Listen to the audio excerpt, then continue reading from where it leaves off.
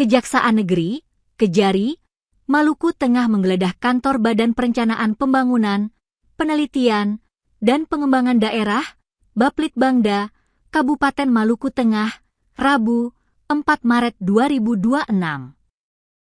Penggeledahan dilakukan sekira pukul 9 WIB dan selesai sekira pukul 13 WIB. Pantauan Tribun Ambon di lokasi, penyidik keluar dengan membawa 1 unit koper hitam yang diduga kuat berisi dokumen-dokumen penting.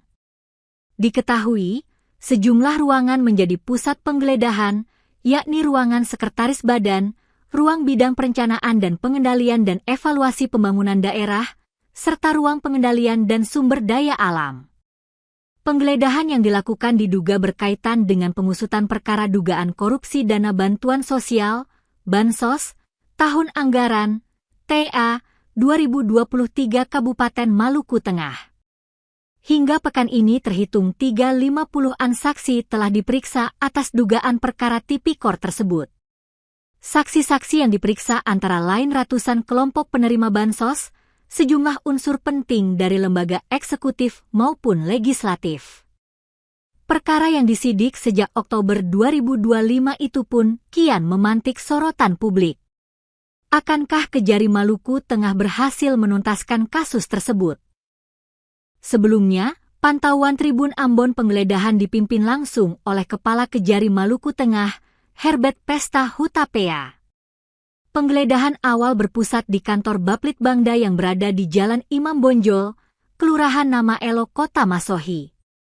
Sejumlah pejabat struktural Kejari Maluku Tengah juga hadir dalam penggeledahan tersebut, antara lain Kasih Tindak Pidana Khusus, Pitsus, Sriwati Asis Paulus, Kasih Tindak Pidana Umum, Fitria Tuahuns, Kasih Intelijen, Yuda Warta, Kasih Perdata dan Tata Usaha, Rian Jose Lopulalan, serta sejumlah penyidik lainnya.